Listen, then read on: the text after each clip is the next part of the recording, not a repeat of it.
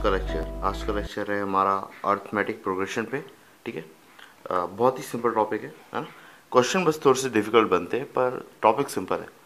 तो एक्चुअली ये फनी भी है, लेकिन इसका एक्चुअली ये है कि अगर टॉपिक सिंपल है मतलब आप लोग सीख बहुत जल्दी सकते हो।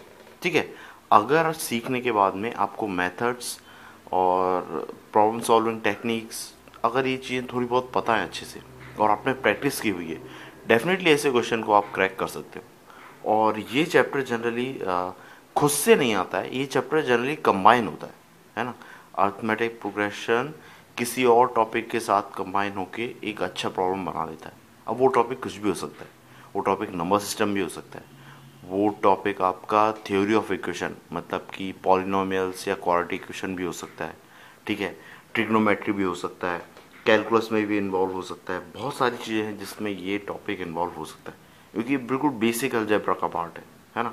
सो इसलिए अगर इसको अपन अच्छे से समझेंगे तो बाकी क्वेश्चन को अटैम्प्ट करने में भी अपन को बहुत ही मतलब आसानी होगी। और इस टॉपिक का यूज़ करना क्वेश्चन बनाने वाले के लिए बहुत ईजी होता है।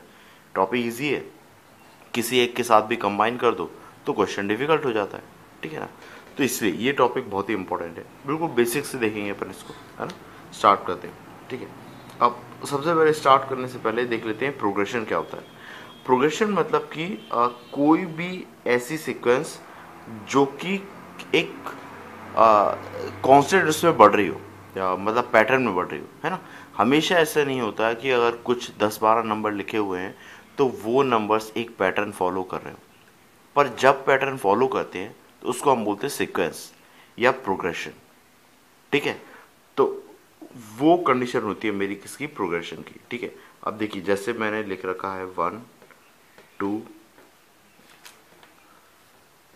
3 4 5 इस तरीके से, है ना। और अगर इसमें मैं देखूं तो अब देखिए ये दोनों का डिफरेंस, ये दोनों का डिफरेंस, ये दोनों का डिफरेंस सेम आ रहा है ना। 1 1 1 1, है ना। इसका मतलब ये जो एक वो लिखी हुई है, सीरीज लिखी हुई है, एक सीक्वेंस लिखी हुई है, ये एक पैटर्न फॉलो कर रही है, ये एक पैटर्न फॉलो कर रही है, इसलिए प्रोग्रेशन है, इसलिए सीक्वेंस है। ठीक है। तो मतलब अगर कुछ नंबर्स लिखे हुए हैं आपके पास में और वो एक पैटर्न फॉलो कर रहे हैं तो उसको सीक्वेंस बोलते हैं। ठीक है। अभी देखिए सेम अगर मैं ऐसा लिख दूं 1 4 7 9 1 4 7 और फिर 9 फिर 11, तो आप देखोगे इसमें इन दोनों के बीच का डिफरेंस कितना है, 3। इन दोनों के बीच का डिफरेंस है 3, लेकिन फिर इन दोनों के बीच का डिफरेंस 2 आ गया, फिर 2 आ गया, है ना। तो 3 3 आ रहा है, फिर 2 2 आ रहा है ना। मतलब अब मेरा क्या हो रहा है, डिफरेंस मेरा डिक्रीज हो रहा है ना। इसका मतलब ये एक सीक्वेंस फॉलो कर रही है, मतलब एक जो पैटर्न है वो एक पैटर्न फॉलो हो रहा है कि मेरा डिफरेंस कुछ हो रहा है, इस डिफरेंस इस तरीके से कम हो रहा है ना। इसमें 3 3 है, फिर दो टर्म 2 2 है, तो नेक्स्ट दो टर्म 1 1 से हो रही होंगी, है ना।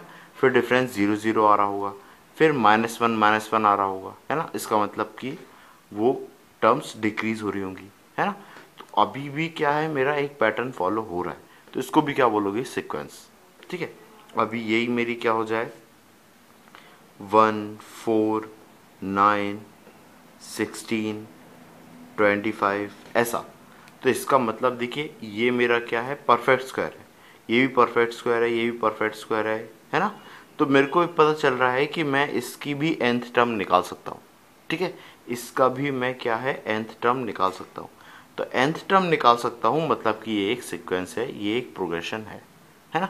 तो अगर कोई पैटर्न फॉलो हो रहा है, अगर कोई पैटर्न फॉलो हो रहा है तो मैं उसको सीक्वेंस या प्रोग्रेशन बोलता हूँ, है ना। जिसकी मैं nth टर्म फाइंड कर पाऊँ, है ना, जिसकी आने वाली मैं टर्म्स फाइंड कर पाऊँ, है ना। लेकिन अगर मैं nth टर्म फाइंड नहीं कर पा रहा हूँ तो वो प्रोग्रेशन या सीक्वेंस नहीं होगी। अब अर्थमेटिक प्रोग्रेशन क्या होती है, अर्थमेटिक प्रोग्रेशन वो होती है जिसमें कंसेक्यूटिव दो नंबर्स का रेफरेंस हमेशा सेम आए। जैसे कि पहले केस में कंसेक्यूटिव नंबर्स का डिफरेंस 1 1 1 1 1 1 ही आ रहा है, इसका मतलब ये है अर्थमेटिक प्रोग्रेशन में। सेम अगर ये ऐसा लिखा होता 1 3 5 7 9 11, तो इसमें भी आप देख सकते हो इनका डिफरेंस 2 है, 2 है, 2 है, 2 है, 2 है। इसका मतलब कि जो कॉमन डिफरेंस है वो सेम आ रहा है, दो कंसेक्यूटिव नंबर्स का कॉमन डिफरेंस सेम आ रहा है। इसका मतलब ये कैसी होगी, अर्थमेटिक प्रोग्रेशन। लेकिन इसमें देखोगे तो नहीं आ रहा है, इसमें भी देखोगे तो दो दो करके आ रही है, मतलब ये अर्थमेटिक प्रोग्रेशन नहीं होगी, प्योर अर्थमेटिक प्रोग्रेशन ये नहीं होगी। ठीक है, कॉमन डिफरेंस सेम नहीं आ रहा है थ्रू आउट द सिक्वेंस। एक सीक्वेंस जरूर होगी जिसमें आप एक पैटर्न बता सकते हो, लेकिन अर्थमेटिक प्रोग्रेशन नहीं होगी। ठीक है, ये था बिल्कुल बेसिक आइडिया। तो आप अर्थमेटिक प्रोग्रेशन की डेफिनेशन में लिख सकते हो कि कोई भी ऐसी सीक्वेंस जिसके कंसेक्यूटिव टर्म्स का डिफरेंस क्या रहा हो सेम, या कंसेक्यूटिव टर्म्स का डिफरेंस क्या हो कांस्टेंट, है ना। इसका मतलब कि अगर मैं इसे लिखूं a1 a2 a3 ऐसे ऐसे से करते करते an, है ना, और इनके बीच का डिफरेंस क्या रहा हो सेम, d मान लूँ, इनके बीच का डिफरेंस क्या मान लूँ d। a3 के बाद अगर a4 भी लिखा होता तो a3 और a4 के बीच का डिफरेंस भी कितना आ रहा है, d। मैंने मान लिया है d है, ठीक है, ठीक, कॉमन डिफरेंस कितना है, d है। तो अगर ये डिफरेंस सेम आ रहा है, इसका मतलब ये किस में होगा, अर्थमेटिक प्रोग्रेशन में। ठीक है, अब कुछ टर्मिनोलॉजी होती है इसमें, है ना। जैसे कि मैं मान लेता हूँ कि मैंने इनिशियल टर्म को मान लिया a, इनिशियल टर्म को मैंने मान लिया a, है ना। तो देखिए a क्या है, इनिशियल टर्म a1 है, a1 है ना। इसके बाद कॉमन डिफरेंस को मैंने मान लिया d, ये d है ना। तो देखिए आपकी टर्म्स कैसे बढ़ रही है, पहली टर्म क्या होगी a, अगली टर्म a2 में क्या हो रहा है, a1 प्लस d मिलके मेरे को a2 मिल रही है। इन दोनों टर्म्स का एडिशन मेरे को 2 मिल रहा है। यहाँ पे देखिए 1 प्लस 1 मिलके क्या मिल रहा है मेरे को 2। तो वैसे ही इनिशियल टर्म में मैंने d ऐड किया तो सेकेंड टर्म मिली, दैट इज a2, है ना। उसके बाद a3 में क्या होगा, a2 में d ऐड किया, इसमें d ऐड किया, तो इसमें d ऐड किया तो a प्लस 2d। वैसे ही A4 कैसे मिल रही है, A3 में d ऐड किया, that is a plus 3d, है ना। समझ में आई चीज, है ना। तो अब देखिए अगर आप ऑब्जर्व कर पा रहे हो यहीं से, तो क्या हो रहा है, ये मेरी A1 है, ये मेरी A2 है, ये मेरी A3 है, ये मेरी A4 है। A1 में कोई d ऐड नहीं हो रहा है, A2 में एक d ऐड हो रहा है, A3 में 2, A4 में 3। अगर A4 में 3 हो रहा है तो आप an के बारे में बता सकते हो। अगर मैं an की बात करूं तो उसमें n-1 d ऐड हो रहा है ना। बहुत सिंपल सी चीज़ है, 3 में 2 हो रहे हैं, 4 में 3 हो रहे हैं, तो n में n-1 होंगे। ठीक है, तो मेरे को क्या समझ में आ गया कि कॉमन डिफरेंस d है, इनिशियल टर्म a है ना। तो जो मेरी nth टर्म होगी, nth टर्म वो क्या होगी, उसको मैं an भी लिख सकता हूँ और जनरली बुक्स में tn भी लिखते हैं उसे। वो क्या होगी, initial term plus n-1 into D. ये आपको याद करना है, ठीक है। ये देखिए nth टर्म है, अगर मेरे को nth टर्म निकालना है, मान लो मेरे को शुरू की 2 या 3 टर्म दे दी और उसने बोला इसकी 35वीं टर्म बताओ, 35th टर्म, तो n की जगह क्या रखना है, 35, और शुरू की 1-2 टर्म दे दी तो पहली टर्म तो a होगी। d कैसे निकालोगे, शुरू की 2 टर्म्स का सब्ट्रैक्शन करके। भाई देखो पहली और दूसरी टर्म को सब्ट्रैक्ट करोगे तो आपको क्या मिल जाएगा, d। ठीक है ना। तो अगर आपको ऐसे ही, ये nth टर्म हो गई, है ना। आपको ये, अब इसमें n क्या है, n है नंबर ऑफ टर्म, तो नंबर ऑफ टर्म भी आप लिख सकते हो। ये टर्मोलॉजी है, कुछ कुछ बिल्कुल बेसिक चीज़ें, आप लोग इसे अच्छे से नोट्स बना लोगे तो कोई दिक्कत नहीं होगी। ठीक है, नंबर ऑफ टर्म्स क्या है, n। ठीक है, तो आपका जो पहला टाइप है, पहला टाइप क्या है कि अगर मान लो आपको पूछ ले कि इसकी nth टर्म क्या होगी, फाइंड nth टर्म, है ना। nth टर्म मतलब ये पूछ रहा है, tn पूछ रहा है, तो आपको क्या क्या पता होना चाहिए, a पता होना चाहिए, n पता होना चाहिए, d पता होना चाहिए, तीन चीजें पता होना चाहिए, है ना। अब a कैसे पता करोगे, a मतलब इनिशियल टर्म, मतलब कि आपको जो भी सीक्वेंस गिवन होगी, मान लो आपको सीक्वेंस गिवन है 1 4 7 10 13, इस तरीके से ऐसी गिवन है, और वो पूछ रहा है इसकी 40th टर्म क्या होगी, 40th टर्म क्या होगी। तो देखिए ए क्या है, इनिशियल टर्म, मतलब आपको चेक करना है पहली टर्म, आपको सीक्वेंस की पहली टर्म देखना है, दैट इज ए। ये पहली चीज पता लग गई मुझे। इसके बाद nth टर्म, ये nth टर्म मतलब कि कौन सी टर्म फॉलो करना है, तो दैट इज 40 है। तो ये मेरा क्या हो गया, n कितना हो गया 40, है ना। इनिशियल टर्म क्या हो गई मेरी 1। इसके बाद मुझे क्या पता करना है, कॉमन डिफरेंस d, तो d होगा दो टर्म्स का difference, okay, difference of two initial terms या फिर any two consecutive terms, difference of two initial terms, है ना, या फिर आप और क्या बोल सकते हो, any two consecutive terms, difference of any two consecutive terms,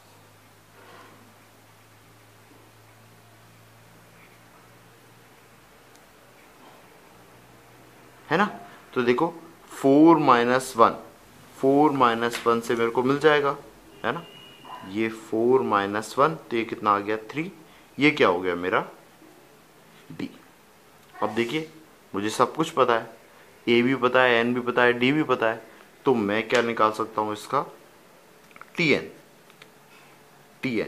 a क्या है 1 प्लस n कितना है 40, तो 40 माइनस 1 और कॉमन डिफरेंस कितना है 3, तो आप निकालोगे ये कितना हो जाएगा 1 प्लस 40 माइनस 1 मतलब कितना 39 इंटू 3, इसको सॉल्व करो, ये आ जाएगा 90 और 27, 90 और 27 कितना होता है 110 और 117, ये आया 117 प्लस 1 मतलब 118, ये हो जाएगा कितना 118। एक बार चेक कर लेना सही है कि नहीं, ठीक है। ये हो गया सबसे पहला जब मुझे nth टर्म फाइंड करना, ठीक है। अब आगे देखते हैं और क्या क्या चीज़ हम फाइंड कर सकते हैं या और क्या क्या वो पूछ सकता है, ठीक है। अब देखिए, अब पूछा आपसे nth टर्म ही है ना। सेकंड जो मैं टाइप ले रहा हूं वो क्या है, टाइप 2 लिख लेता हूं यहाँ पे। वो क्या है कि आपको फाइंड तो nth टर्म ही करना है, फाइंड क्या करना है आपको, nth टर्म, लेकिन इस बार आपको a भी गिवन नहीं है और d भी गिवन नहीं है ना। आपका फॉर्मूला क्या होता है, आपका फॉर्मूला होता है tn equal to a plus n minus one into d. तो आपको nth टर्म फाइंड करना है, nth टर्म मान लो मतलब आपको फाइंड करना है 20वीं टर्म या 21वीं टर्म, तो n तो गिवन होगा लेकिन a और d गिवन नहीं होगा। अब a और d गिवन नहीं होगा और tn फाइंड करना है, तो ये कैसे करेंगे, तो a और d गिवन नहीं होंगे लेकिन आपको दो इक्वेशंस गिवन होंगी। क्या गिवन होगी, दो इक्वेशंस। तो हम देख लेते हैं क्वेश्चन कैसा आ रहा होगा आपका, है ना। तो क्वेश्चन कुछ इस तरीके से होगा कि third term of an AP कुछ गिवन है आपको, मान लो ऐसा कि थर्ड टर्म किसी एपी की, third term of an AP is 18, है ना। और मान लो आपको कुछ गिवन है कि सेवेंथ टर्म आपकी एपी की क्या है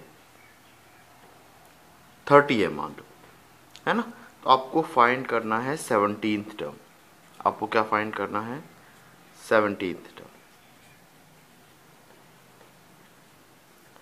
अब ऐसे केस में आप क्या करोगे, तो बहुत सिंपल है, आप दो इक्वेशन बना लो। आपको दो चीजें नहीं पता है ना, ए नहीं पता है, डी नहीं पता है, टी एन भी नहीं पता है, पर ए और डी नहीं पता है ना। तो ए और डी आप एक बार फाइंड कर लो तो आपको टी एन पता लग जाएगा, है ना। अब देखिए जो आपको गिवन कंडीशन है ना उसमें टी एन पता है और एन भी पता है, तो ए और डी के टर्म्स में एक इक्वेशन बन जाएगी। सेम सेकंड कंडीशन में भी टी एन भी पता है, एन भी पता है, तो ए और डी के टर्म्स में दूसरी इक्वेशन बन जाएगी। दो लीनियर इक्वेशन, दो वेरिएबल्स ए और डी पता लग जाएंगे। एन आपको पता ही है 17, तो 17 टर्म भी निकल जाएगी, ठीक है ना। तो अगर आप 17 टर्म देखोगे ना तो T17 क्या हो रहा होगा, a plus 17 minus 1 into d equal to a plus 16d। तो इसका मतलब आपको क्या क्या फाइंड करना है, आपको फाइंड करना है a और d, ठीक है। तो a और d हम फाइंड करते हैं, है ना। अब पहली कंडीशन क्या गिवन है, third term of an AP is 18।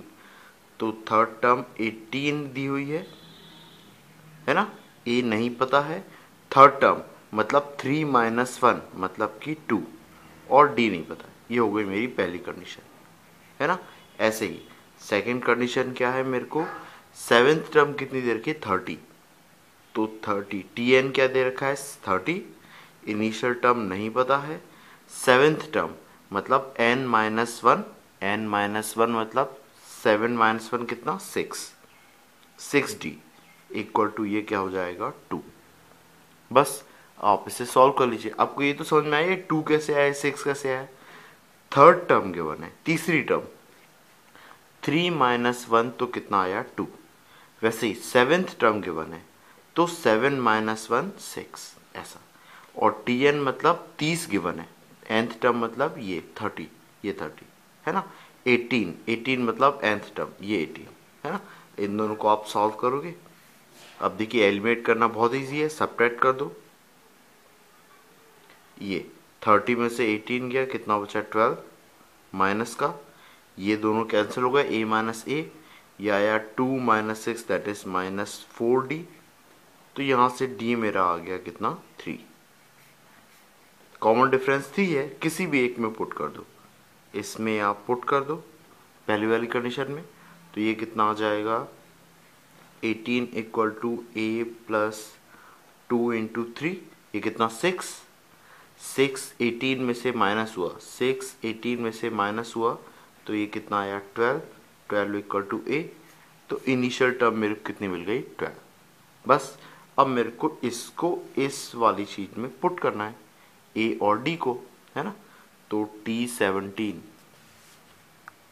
T17 कितना आ जाएगा, इनिशियल टर्म है 12 प्लस 16 इंटू कॉमन डिफरेंस 3, तो 16 इंटू 3 कितना 48 प्लस 12 तो 50 और 60, तो 17 टर्म कितनी आ रही है 60। ये आपको आगे समझ में है ना। तो ये था सेकेंड टाइप जब आपको इनिशियल टर्म और कॉमन डिफरेंस नहीं दिया हो।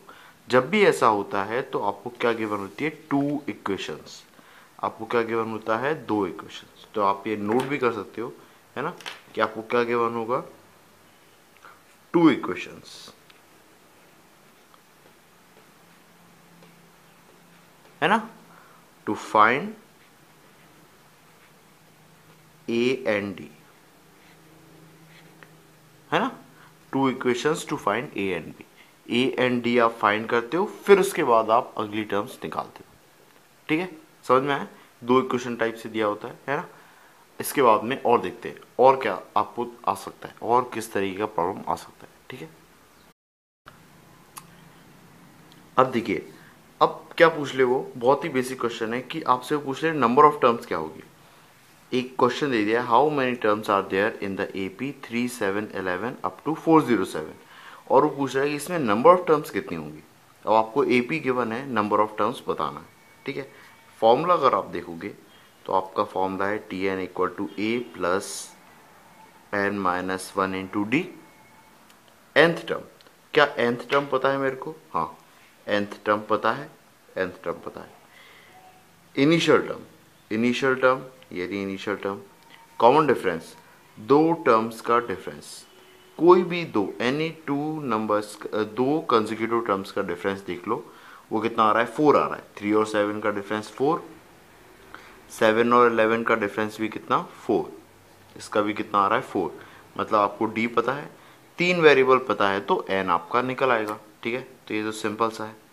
nth टर्म रखो 407 माइनस ए, इनिशियल टर्म कितनी है 3, plus n minus 1 into common difference that is 4। ये आया अपना कितना, 3 घटाओ तो ये आ रहा है 404 equal to n minus 1 into 4। ये 4 से ये कैंसिल होगा, कितनी, 101 टाइम्स।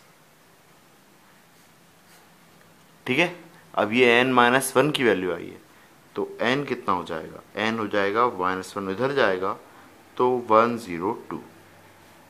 तो आपकी नंबर ऑफ टर्म कितनी आ रही है, 102। यहाँ से आप नंबर ऑफ टर्म्स निकाल सकते हो। ठीक है, अब एक और चीज़ डिस्कस करना है nth टर्म के बारे में, या फिर मैं बोलूँ ये अपना AP के nth टर्म के बारे में, है ना। अगर आप Tn को देख रहे हो तो ये ऐसा कुछ लिखा है, a plus n minus 1 into D, है ना। अगर आप d को अंदर मल्टीप्लाई कर दो तो Tn लिखा है a plus n d minus d. अब जनरली आपको कोई सीक्वेंस गिवन होती है, जनरली जो गिवन होती है जैसे 1 3 5 7, है ना, 9, तो इसमें क्या होता है, इनिशियल टर्म कांस्टेंट होता है, कॉमन डिफरेंस भी गिवन होता है, ये चेंज नहीं होते। पूरी सीक्वेंस में इनिशियल टर्म आपकी सेम ही है, कॉमन डिफरेंस भी हमेशा हमेशा कितना रहेगा, सेम ही रहेगा। इस सीक्वेंस में क्या है मेरा कॉमन डिफरेंस, 2 2 2, है ना। तो कॉमन डिफरेंस भी फिक्स है, इनिशियल टर्म भी चेंज नहीं हो रही है, फिक्स है ना। तो इस पूरे इसमें एक्सप्रेशन में चेंज क्या हो रहा है, एन। क्या चेंज हो रहा है, एन। तो एन मेरा क्या है, वेरिएबल। एन क्या है, वेरिएबल। और इसकी डिग्री कितनी है, इसकी डिग्री है 1। डिग्री मतलब पावर, तो डिग्री कितनी है, 1। इसका मतलब कि arithmetic progression, arithmetic progression, arithmetic progression को क्या बोलता हूँ, एपी, है ना। तो एपी क्या होती है, linear in nature, linear equation in nature, या लीनियर इन नेचर बोल देता मैं, वो ज़्यादा सही रहता है ना। इन नेचर का मतलब ऐसा सिंपली कि मतलब जनरली जो एपी होती है वो आपकी कैसी होती है, लीनियर नेचर की होती है ना। मतलब उसकी डिग्री कितनी होती है, 1। इसका मतलब कहीं भी आपको ऐसा एक्सप्रेशन दिखे जिसमें n की डिग्री 1 आ रही हो, वो एक्सप्रेशन आपका क्या बता रहा होगा, अर्थमेटिक प्रोग्रेशन को। किसको बता रहा होगा, अर्थमेटिक प्रोग्रेशन को, है ना। जैसे कि मान लीजिए मेरे को ऐसा लिखा है कि कोई sequence en equal to 3 plus 5n लिखा है, तो ये मेरी क्या है, अर्थमेटिक प्रोग्रेशन। क्या है ये, अर्थमेटिक प्रोग्रेशन। अभी यही अगर मेरा ऐसा कुछ लिखा होता, an equal to 3n plus 5n cube, तो ये एपी होती क्या, नहीं, ये एपी नहीं होती। मेरी एपी कौन सी, ये वाली होती, जिसमें n की डिग्री कितनी लिखी हो, 1। तो अगर क्वेश्चन में ऐसा कहीं लिखा जाए an equal to 3 plus 5n, तो इसका मतलब क्या होगा, ये मेरी क्या होगी, एपी, है ना। या कुछ और भी लिखा जाए, मान लो ऐसा कुछ लिखा जाए an equal to 2 plus 4n, है ना, तो ये भी क्या होगा आपका, लीनियर इन नेचर। ठीक है, अब इसमें मुझे कुछ फाइंड करना है। जैसे मान लो मेरे को इनिशियल टर्म फाइंड करना है, क्या, इनिशियल टर्म। तो बहुत ही सिंपल है, जब भी आपको इनिशियल टर्म फाइंड करना हो, आप क्या रखोगे, n की वैल्यू 1 रखोगे। इसमें क्या पुट करोगे, n की वैल्यू 1, n की वैल्यू 1 पुट करोगे तो आपको इनिशियल टर्म पता लग जाएगी। ठीक है, और आपको कॉमन डिफरेंस पता करना है। तो बहुत सी इसी बात है, हमने देखा था कॉमन डिफरेंस होता है कोई भी दो कंसेक्यूटिव टर्म्स का डिफरेंस। मतलब कि फर्स्ट टर्म तो मुझे पता लग गई है, अगर मैं सेकंड टर्म और पता कर लूँ तो a2 माइनस a1 क्या होगा मेरा, d। क्या होगा, a2 माइनस a1 क्या होगा, कॉमन डिफरेंस। a1 पता कर लिया है, सेकंड टर्म और पता कर लो, सेकेंड टर्म पता करने के लिए n की वैल्यू क्या पुट करूंगा 2। ठीक है, तो देख लेते हैं ऐसे में अगर मेरे को कोई क्वेश्चन आता है तो कैसे करते हैं। ठीक है, इसको भी देख लेते हैं एक बार। अब मान लीजिए आपका क्वेश्चन कैसा दे रखा है, आपका क्वेश्चन दे रखा है कि find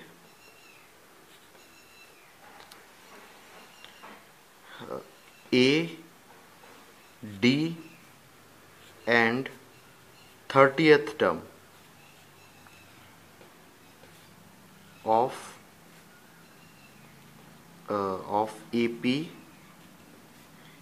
A n equal to 3 + 4n, ऐसा कुछ दे रखा है ना।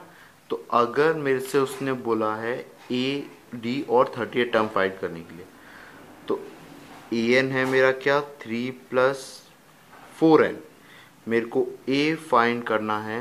ए अगर फाइंड करना है तो n इक्वल टू क्या पुट करना है 1, n इक्वल टू 1 फाइंड किया तो a1 कितना आ जाएगा मेरा 3 + 4 × 1 दैट इज 7।